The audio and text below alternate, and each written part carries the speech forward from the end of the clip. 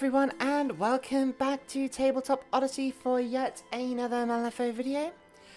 So today this is going to be another video on our new index of the Untold book by Weird Games that's coming out soon, and we're going to be showing off a battle report here today. In our last video, Weird was kind enough to send me the book, and we dove into exactly how to make a campaign crew and how to conduct the aftermath of a game. Now, in this video, I will be taking the crew I made in the last video, and I will be playing off against one of my friends to test out exactly how a campaign game will function. As my opponent decided to only use 22 of his script, we are playing a 28 Soulstone game today, and it'll be about 5 models apiece. So as to remind you of the list that I have made, I have taken the Inhuman Determination crew card, which allows me to pay a Soulstone when I activate to heal 2 and move an inch. And I've taken Lord Galehort and the Nightmare crew, as it were, as my leader. And I'm going to be using Foundry and Augmented keywords within the guild faction.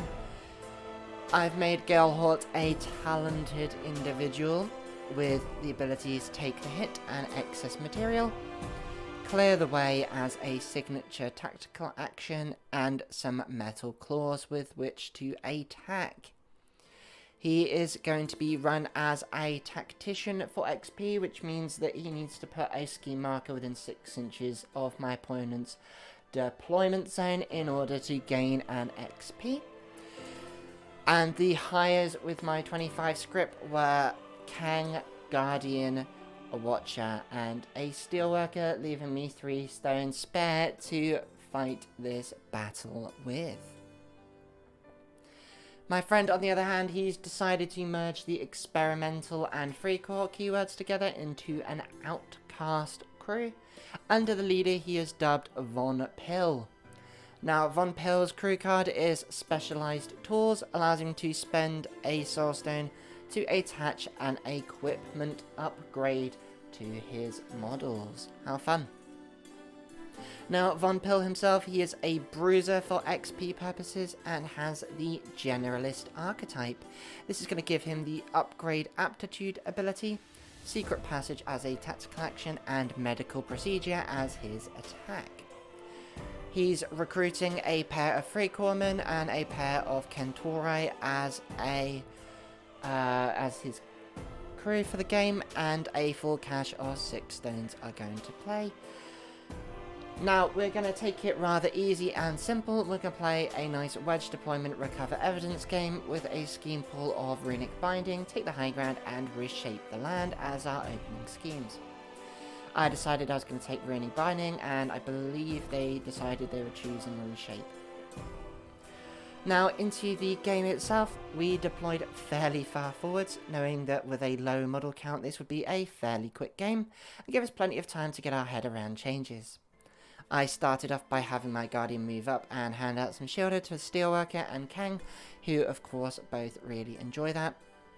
He's going to respond by sending his Kentauri 2 up, and riding his Freecorpsman with him twice. It then spends a Soulstone to hand the fellow some grenades. I'm then going to respond with Galehort, clearing the way on Kang the Steelwalker, bringing them up before moving and charging that Kentauri myself, dropping a scrap down from excess material before punching the creature for 3. The Freecorpsman near him is going to respond by handing out impact from his upgrade back to the Kentauri, before throwing a grenade at Kang, leaving the marker beside a terrain piece, scoring him the additional VP on recover evidence at the end of his turn, before shooting my master.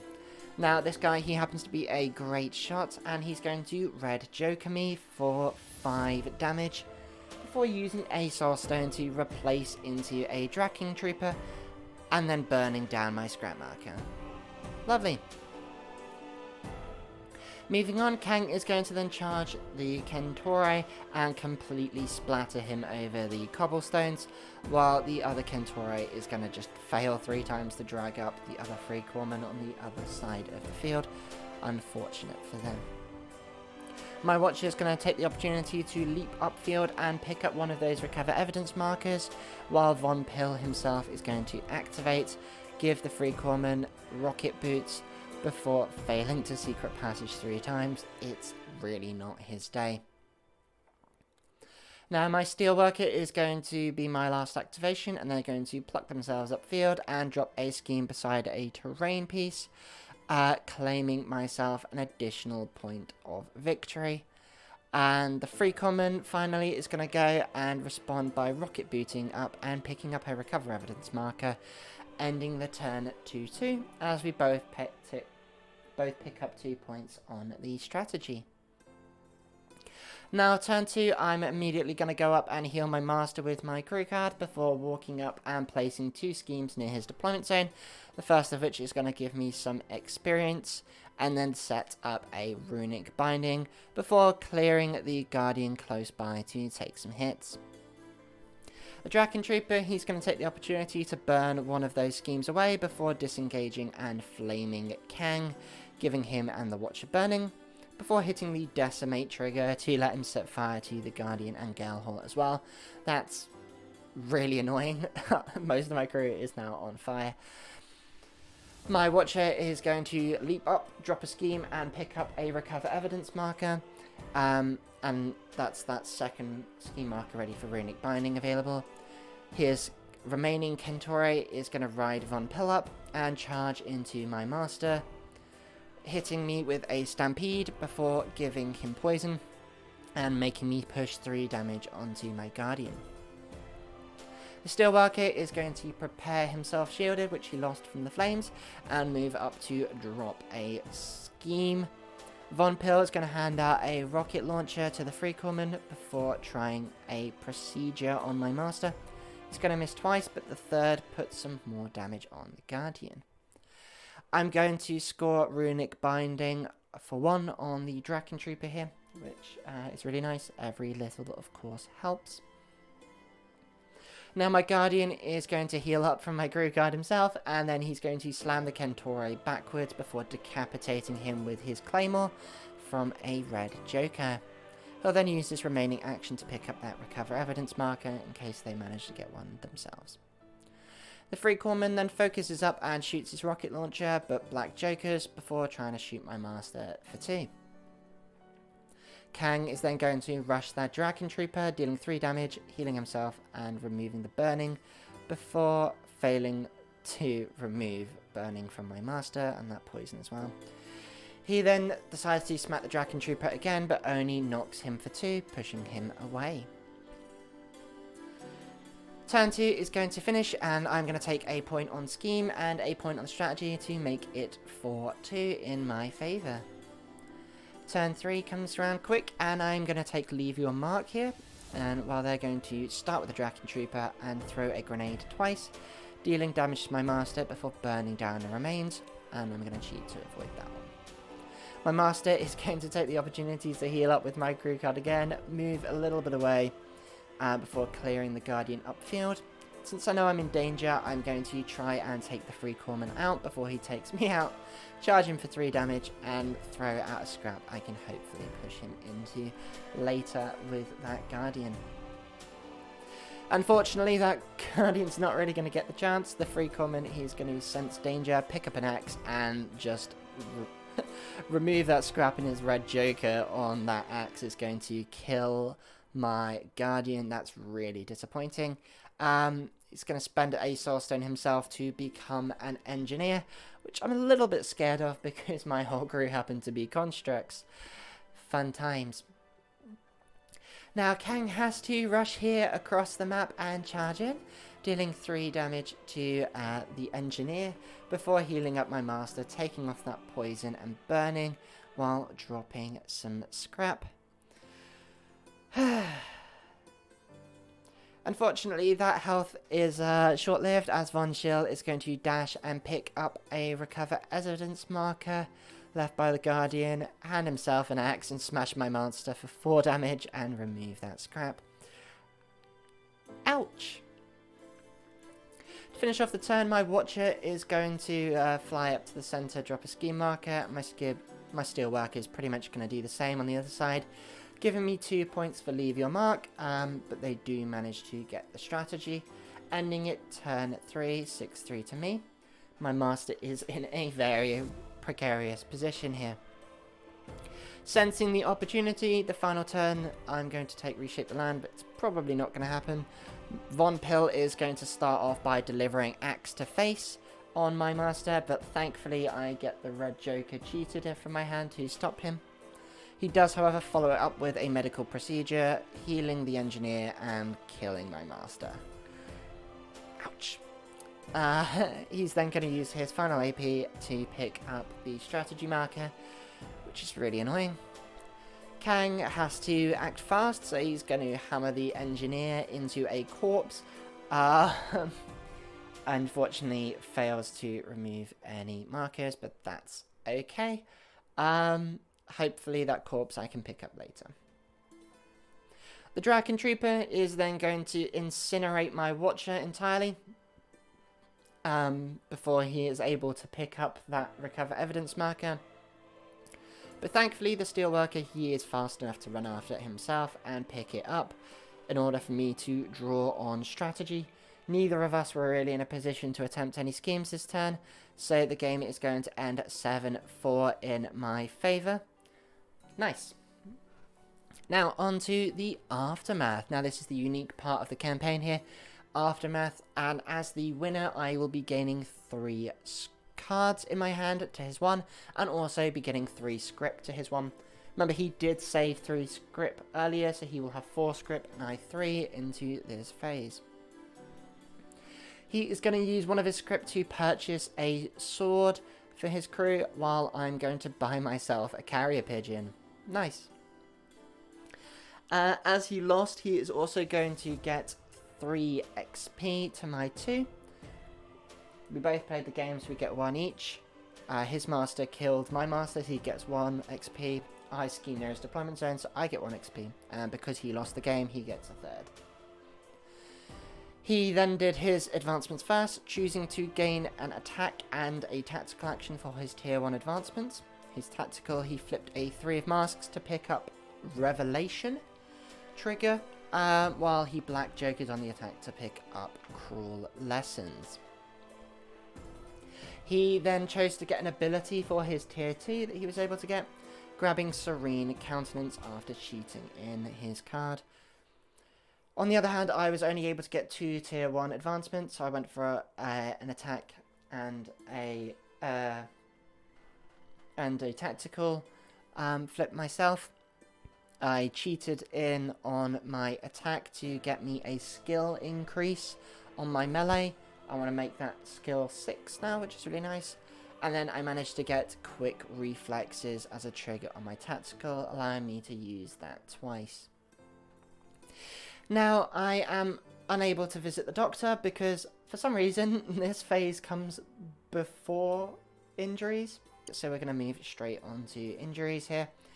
Both of his Kentauri died, as well as the Free Corpsman that turned into an Engineer.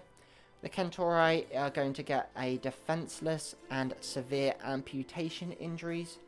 The Free Corpsman's going to pick up the off-balance injury. Whereas for myself, I had my Guardian pick up lead-footed. Thankfully, however, I flipped low enough to have my Watcher escape any injury. The same could not be said for my Master, however, who's going to pick up the off-balance injury. Now on to the review of the game and the campaign mode. We're both actually really happy with the smaller, quicker game. It allowed us to get through it fairly fast. And it's nice just only focusing on a small number of models for once.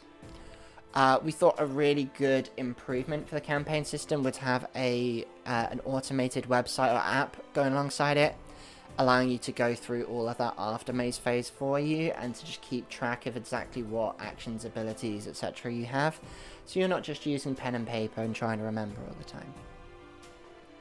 And of course, it'll make sure that you're not cheating, especially if you wanted to take the archetype that gets you free equipment. Like, how is anyone going to know which card you flipped for that if there isn't something to track it that's a bit more unbiased, I guess.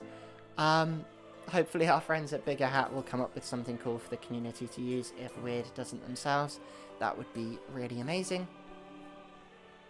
Now, as for if we were to remake our combined keywords from scratch again, I think personally for me, I would have chosen more elite models to begin with. Something like the Peacekeeper replacing the Watcher and the Steelworker. Like, I appreciate those two models did a lot of scheming for me, which is great. But in that early game, I know that the more expensive models are going to be harder to buy later on. So having them off the get-go could be really useful. Even if I had just less models, but better, stronger models off the start. And then, you know, because more fragile, cheaper models, they're easier to pick up, but they're also easier to lose. You know, they die fairly quickly, they can pick up more injuries. And you don't really want to have to keep spending money on replacing them, but I'd rather spend money replacing them than a stronger model, or being unable to buy a stronger model, because I'm constantly trying to repair weaker models, right? We saw with the Kentore, for example, that I killed both of them fairly quickly.